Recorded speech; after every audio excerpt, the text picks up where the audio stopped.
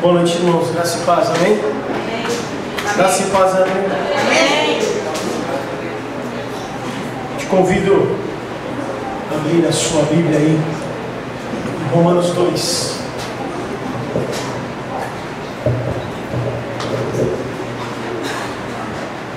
Você que faz parte da igreja de domingo à noite, nós estamos falando, a Elise começou falando no domingo passado, sobre a carta de Paulo à igreja de Roma, falou hoje pela manhã e nós vamos continuar também à noite.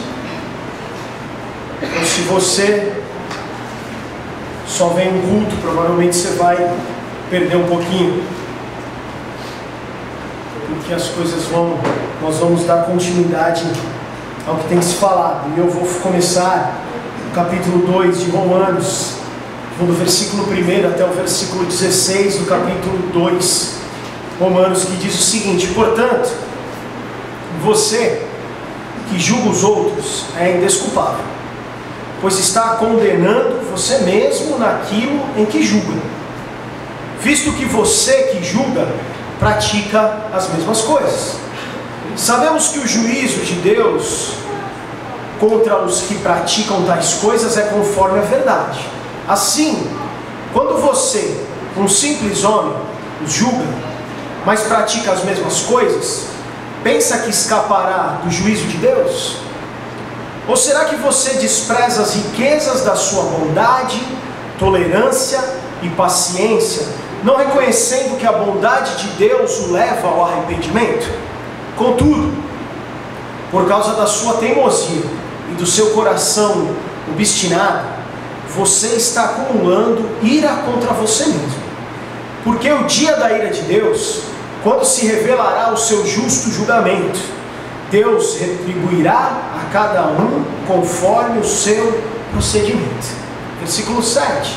Ele dará a vida eterna aos que, persistindo em fazer o bem, buscam glória, honra e imortalidade. Mas haverá ira e indignação para os que são egoístas, que rejeitam a verdade e seguem a injustiça. Haverá tribulação e angústia para todo ser humano que pratica o mal, primeiro para o judeu, depois para o grego. Mas glória, honra e paz para todo que pratica o bem, primeiro para o judeu, depois para o grego, pois em Deus não há parcialidade. Versículo 12. Todo aquele que pecar sem a lei também perecerá. E todo aquele que pecar sob a lei, pela lei será julgado. Porque não são os que ouvem a lei que são justos aos olhos de Deus, mas os que obedecem à lei, estes serão declarados justos. De fato, quando os gentios, que não têm a lei, praticam naturalmente o que ela ordena, tornam-se lei para si mesmos, embora não possuam a lei, pois mostram que as exigências da lei estão gravadas em seu coração. Disso dão testemunho também a sua consciência e os pensamentos deles, ora acusando-os, ora defendendo-os. Isso tudo se verá no dia em que Deus julgar os segredos dos homens, mediante Jesus Cristo, conforme o declara o meu Evangelho. Existem dois paradigmas de humanidade, irmãos. Duas maneiras de nós vivermos, duas maneiras de nós sermos conhecidos como gente, como pessoas. A primeira delas, falamos um pouquinho hoje cedo, a Elise falou sobre Adão. E o que a teologia gosta de falar do pecado original. Tudo começou lá com Adão, ele que pecou, ele que pisou na bola, ele que impediu que nós estivéssemos agora no jardim, todo bonito, com todo o cuidado de Deus.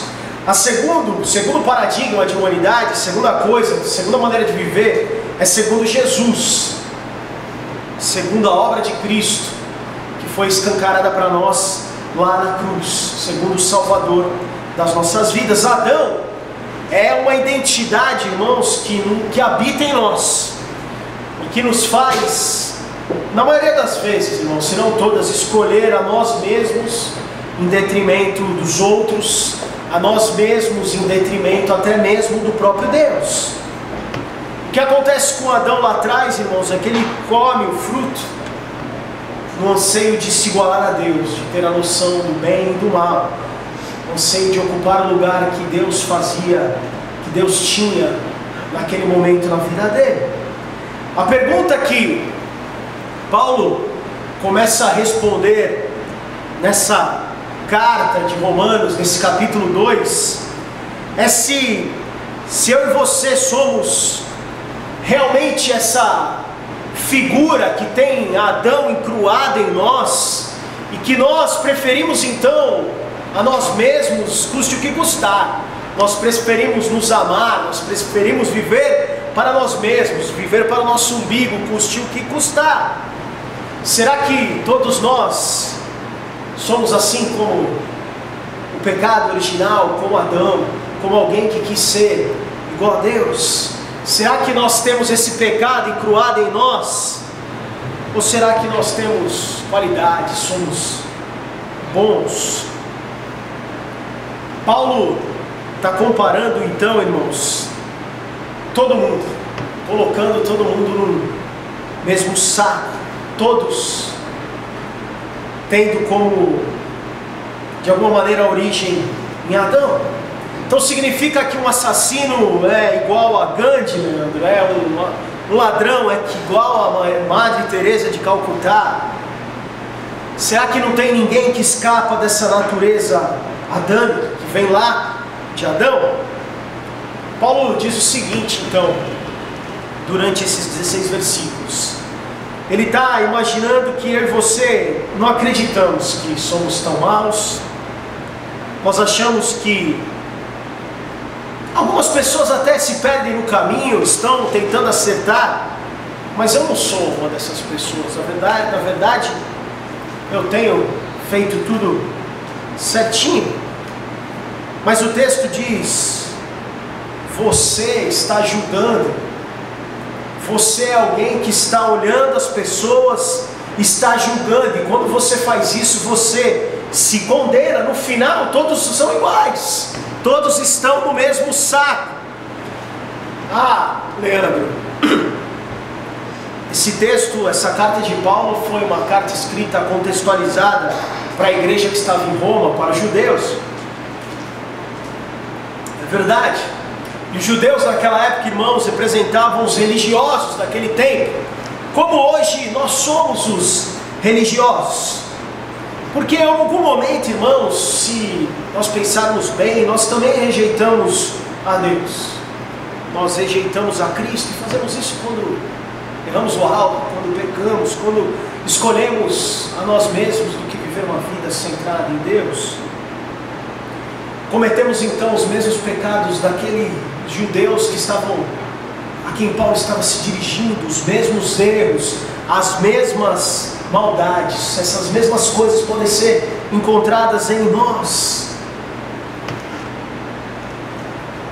Agora, qual o risco de nós vivermos como aqueles judeus que eram religiosos, aqueles homens que tinham muitas leis, muitos mandamentos, mais do que Moisés recebeu de Deus lá atrás, tinham muitas regras e viviam achando que estavam fazendo com a sua força algo que merecia reconhecimento de Deus?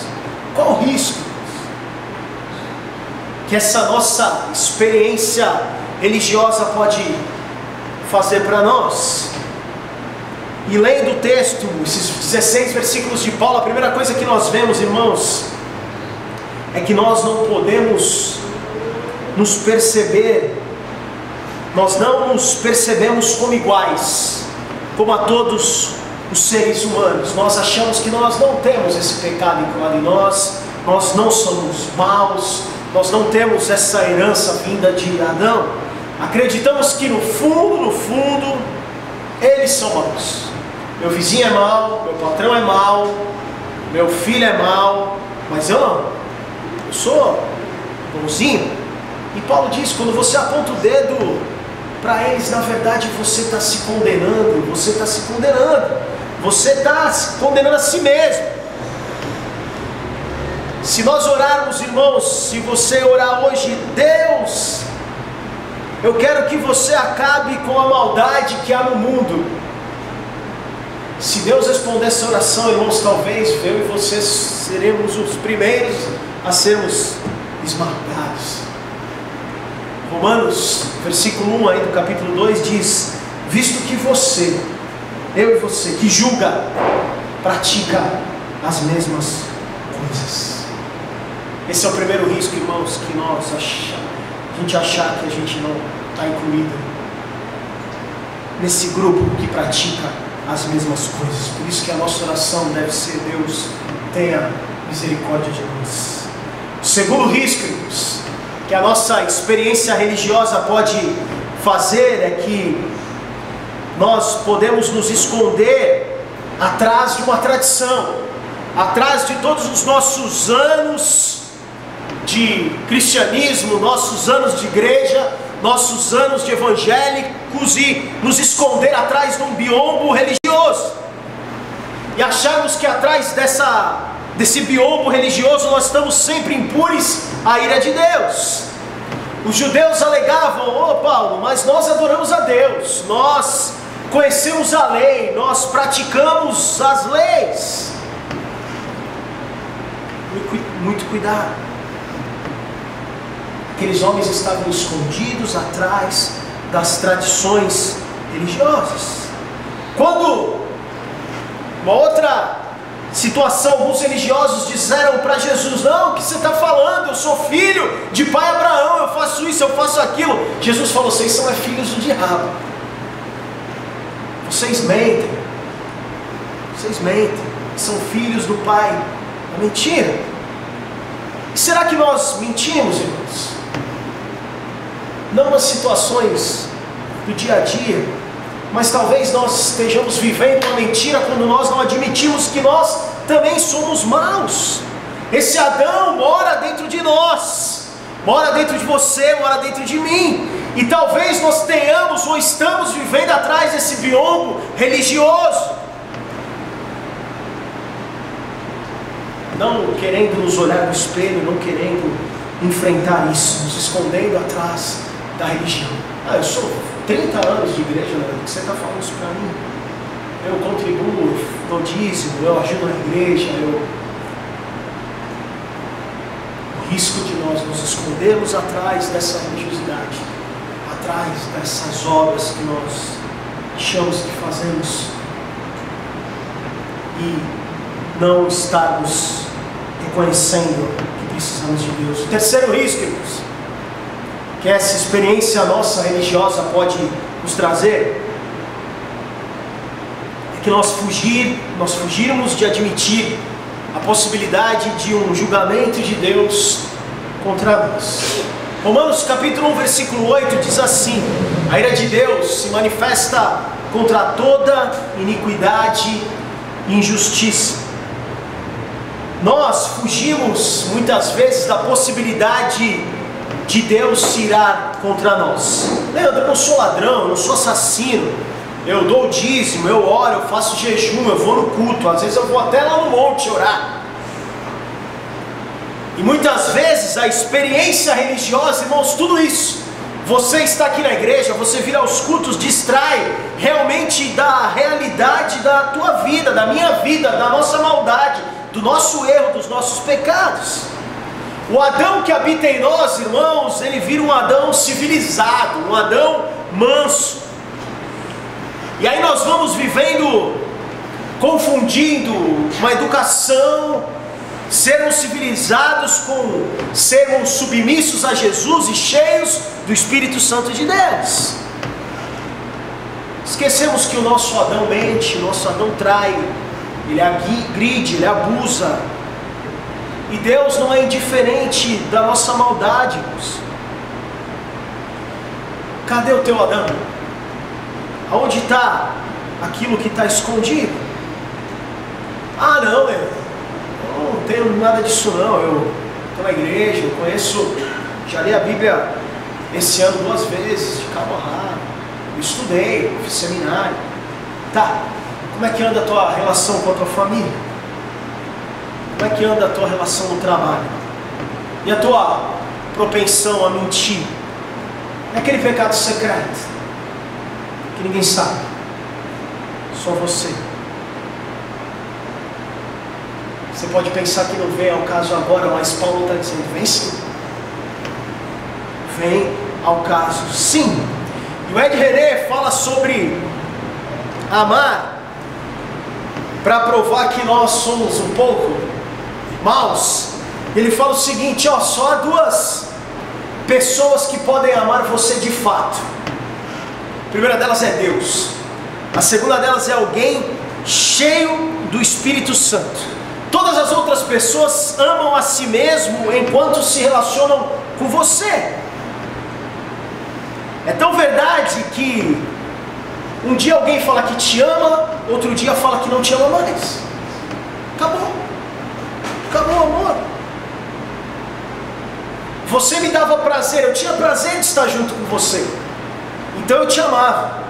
Mas chega um momento que você não me dá mais prazer. Agora eu tenho que te ajudar, agora você não é mais tão bonito, agora você engordou. Agora você precisa que eu te carregue, agora você precisa que eu ande uma milha mais com você, então agora eu não te amo mais. Descobri que não te amo mais. Ele fala então que nós só amamos as pessoas porque elas nos trazem um benefício, elas nos dão um prazer de estar junto, e quando isso acaba, o amor acaba. E ele fala isso sobre, mostrando que nós continuamos a só olhar o nosso Deus, continuamos a ter a maldade incruada em nós. E a tua experiência religiosa e os teus anos de igreja não podem esconder isso. A tua vinda aqui nessa noite, você vir em todos os cultos, não pode esconder isso. A quarta coisa, o risco que a nossa bagagem religiosa pode fazer é que nós descansamos nessa experiência, gostamos dessa experiência e corremos um risco de criar um não Deus. Não é Deus, nós chamamos de Deus, mas é um não Deus. É um Deus que não tem ira, é um Deus que não julga, é um Deus que é indiferente à maldade, só tem um lado, um Deus que é amor, generosidade, bondade.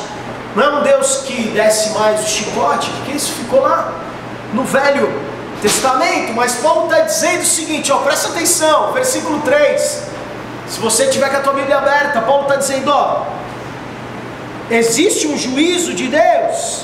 O versículo 6, Paulo diz, Deus vai retribuir. O versículo 7, Paulo diz, Deus dará recompensa.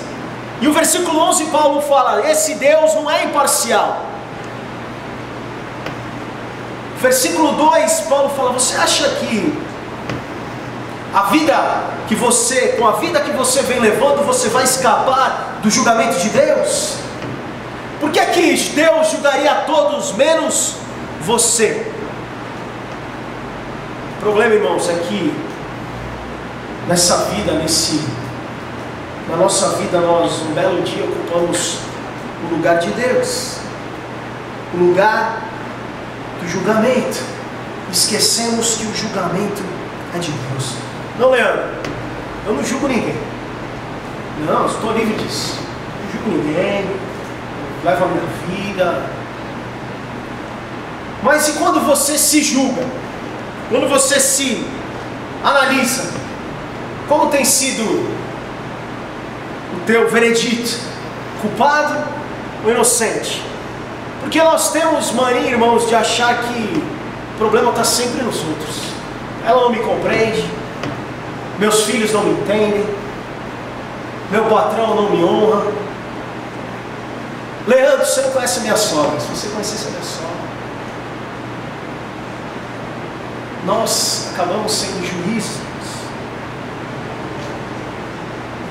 acabamos nos absolvendo quando fazemos o julgamento. Então, irmãos, você e eu estamos tomando a cadeira que pertence a Deus, que é o justo juiz, é o reto juiz. O quinto risco é que a nossa experiência religiosa pode nos colocar em usar a bondade de Deus como desculpa para a nossa vida de pecados. O versículo 4 de Romanos 2, que você está aberto aí, diz o seguinte: ou será que você despreza as riquezas da sua bondade, tolerância e paciência, não reconhecendo que a bondade de Deus o leva ao arrependimento? Irmãos, uma razão pela qual Deus não desce a mão em você é porque Ele está te dando um tempo. Ele avisa: filho, coloca a tua casa em ordem, se liga, foge aí da pornografia, do vício, conserta o relacionamento, joga esse dinheiro que é sujo fora, busca ajuda. Deus está nos dá oportunidade, irmãos. Mas parece que toda vez que a gente faz o mal e sai ileso, a gente sai com a sensação que pode fazer tudo e que não vai acontecer nada. Afinal, eu sou filho de Deus. Eu voltei na igreja no domingo seguinte que eu traí a minha esposa e não fui queimado, não fui. Eu voltei na igreja no domingo seguinte que eu menti, que eu roubei e não aconteceu nada. Eu aceitei a Jesus e ponto final. O Ed René fala que a paciência, a bondade, a tolerância de Deus é uma oferta de arrependimento. Deus nos dá paciência, bondade, tolera as nossas maldades, porque é uma oferta para que haja arrependimento, para que haja mudança de vida, para que eu e você possamos, irmãos, voltar atrás e buscar fazer a vontade de Deus. Não é uma desculpa para continuar vivendo do jeito que a gente vive, do jeito que a gente quer. Nós falamos aqui sempre: a graça não é licença para pecar. Quando nós achamos isso, nós ofendemos a Deus, irmãos. É uma ofensa contra Deus acharmos que a graça é uma licença para pecarmos. Agora, nós não podemos alegar ignorância, irmãos, porque nós estamos aqui ouvindo a palavra de Deus. Domingo à noite, domingo pela manhã, você tem a Bíblia na tua casa, no teu celular, você vai aos cultos, você recebe mensagens bonitas no celular, você tem a internet. Nós religiosos muitas vezes nos comprometemos a viver uma vida com Cristo, mas distorcemos a verdade para justificar as nossas atitudes. Nossa experiência religiosa, os nossos anos de igreja, toda a nossa bagagem tira de nós o foco de que a vida com Deus não tem nada a ver com um rito religioso. E Paulo descreve essa vida com Deus no versículo 7, 10 e 13. Versículo 7 ele diz o seguinte: Ele dará a vida eterna aos que, persistindo em fazer o bem, buscam glória, honra e imortalidade. Versículo 10: Mas glória, honra e paz para todo que pratica o bem, primeiro para o judeu, depois para o grego. Versículo 13: Porque não são os que ouvem a lei que são justos aos olhos de Deus, mas os que obedecem à lei, estes serão declarados justos. Não é uma questão do que eu creio, do que eu sei, é uma questão do que eu vivo, é uma questão do que nós estamos vivendo. O sexto risco é nós perdemos a capacidade de perceber que existe uma lei maior, uma lei codificada, irmãos, uma lei de Deus no mundo, independente daquilo que nós achamos, independente daquilo que da nossa verdade.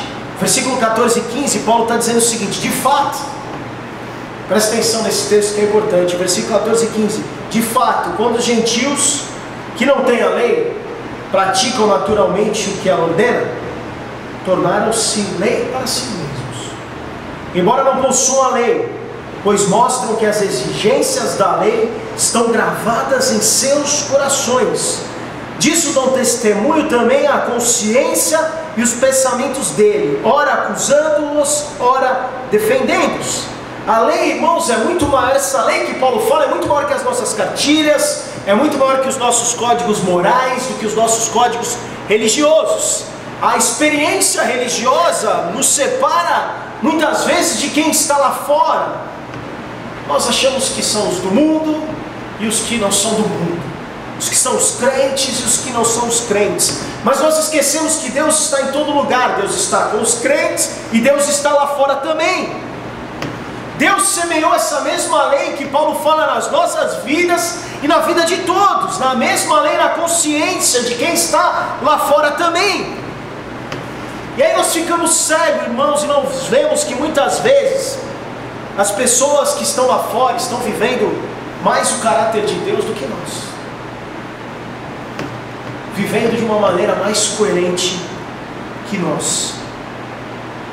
Porque, como Paulo diz, respondem a essa lei, que é uma lei que está impressa no seu coração, está arraigada no coração. Falamos que são do mundo, da ação do mundo. Mas Jesus fala para uma mulher, irmãos, sírio-fenícia, e fala para um oficial romano, que eram pessoas que não eram consideradas religiosas, eram pessoas onde não eram consideradas o povo de Deus, onde Jesus traz o evangelho que não deveria ser, na visão dos judeus, dos religiosos, não deveria ser para essas pessoas. Jesus fala, essas pessoas é que têm a verdadeira fé. Essa mulher, uma sírio-fenícia, esse homem romano, são pessoas de fé verdadeira. Salmo 145, 18, perto está o Senhor daqueles que invocam. Pode ser aqui dentro, pode ser lá fora. Pensa comigo, irmãos, que um sujeito que nunca ouviu falar da Bíblia, nunca ouviu falar de Abraão, de Moisés, de Isaac, de Jacó, de Jesus, Paulo, Pedro, Tomé, de ninguém, um dia levanta os olhos e fala, se existe um Deus, me ajuda, porque eu preciso de ajuda. Eu tenho certeza que Deus Todo-Poderoso levanta do seu trono e vai lá e ajuda. Atos 10, 31, você conhece essa história? Casa de Cornélio, um gentil, um grego. Pedro chega lá e fala, Cornélio, eu estou aqui, sabe por quê? Porque Deus ouviu a sua oração e atentou para as suas obras. Gentil, grego, não era judeu, não era considerado o povo de Deus. E o recado de Pedro é, Deus ouviu a sua oração. Muitas vezes os que estão lá fora, irmãos, têm essa lei impressa nos seus corações e vivem mais esse evangelho. Eu falo isso com vergonha, porque eu e você que estamos aqui e falamos que vivemos para Deus, mas muitas vezes continuamos vivendo com Adão incluado na nossa vida. O sétimo e último risco, irmãos, é que nós perdemos a noção de que coisa de evangelho, nós não conseguimos desvencilhar isso. Que coisa de evangélico é coisa de Deus e coisa de não evangélico é coisa do diabo, é coisa do mundo. Por exemplo, nós tivemos aqui no aniversário da igreja, nós vimos quantas pessoas cantando, e isso é uma bênção. O louvor é uma bênção, mas Ed Mota é do diabo. Calypso eu acho que é do diabo, mas Ed Mota eu acho que é de Deus. Não estamos percebendo, irmãos, que há muita coisa de Deus que não tem nada a ver com a experiência religiosa e muita coisa do diabo dentro do ambiente religioso. Falo isso com tranquilidade. E a Elise trouxe a super interessante hoje, a revista, você pode comprar. Nós vemos quanta coisa do diabo dentro do ambiente dito religioso. Porque nós confundimos o religioso com o sagrado. Paulo está dizendo, vocês estão viajando, vocês perderam a noção. Há de Deus no espaço não religioso e há do diabo muitas vezes dentro da igreja, irmãos, atrás do púlpito. Leandro, agora eu não entendi nada do que você está falando. Agora eu não sei mais quem vai para o céu, quem vai para o inferno, você já falou um monte de coisa. Mas não saber isso é bom, irmãos. Porque quando você não sabe isso, você não julga ninguém. Você olha para o teu irmão do lado, você não sabe se ele é justo, se ele é injusto. E assim a gente faz o que Paulo está nos ensinando. Não julgamos a ninguém. Por quê, irmãos? Porque quem é o justo juiz é Deus. E vai chegar o dia do julgamento. O dia do julgamento vai chegar. E nesse dia, irmãos, Deus há de revelar o segredo dos nossos corações. Ele vai fazer isso por meio de Jesus Cristo. O critério de Deus é Jesus e não a nossa experiência religiosa. Não o que eu conheço, não o que eu sei, não o meu currículo de igreja, não. Não é a nossa própria consciência o que achamos. Jesus é o critério de Deus. É por Jesus que Deus vai julgar eu e você no dia da ressurreição. Seremos julgados. E a medida, irmãos, é a medida de Jesus. Paulo nos chama atenção para isso.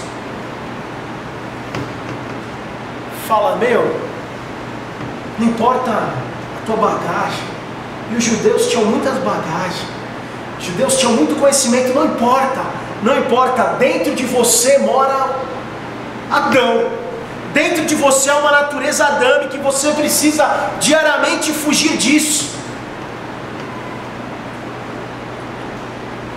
Existe um valor grande nessa tua experiência religiosa, irmãos, e na minha experiência religiosa, mas nós não podemos usar isso como critério para julgar ninguém, nem julgar o meu irmão, nem julgar a mim mesmo.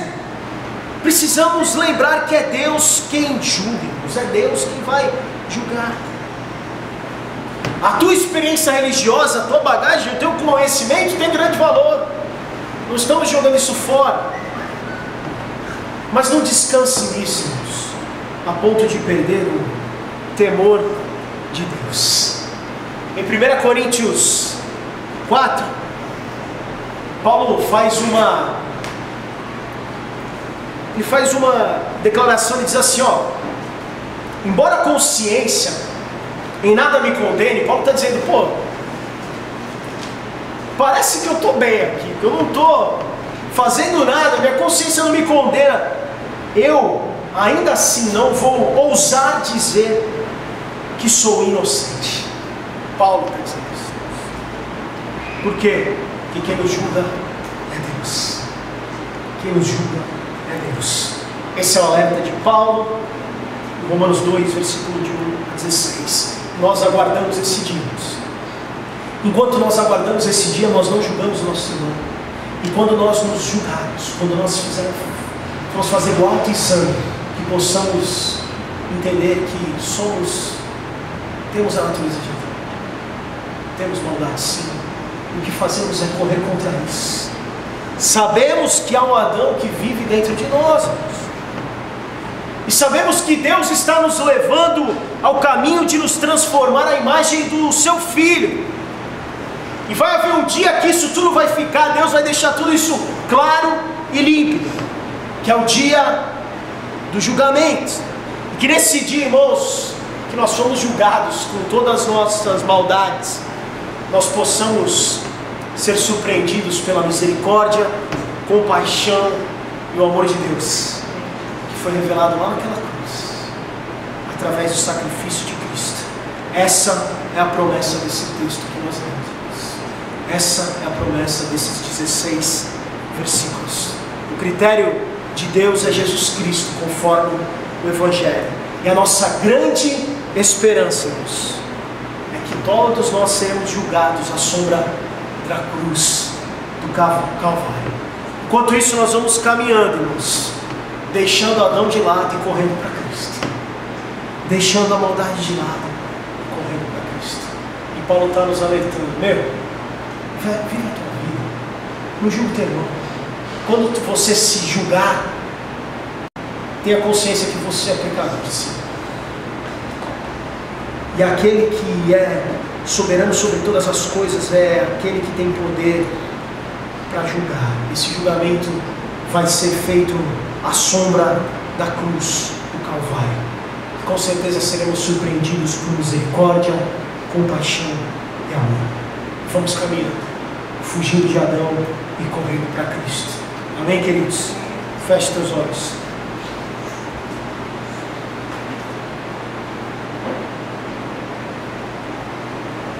Senhor Deus e Pai,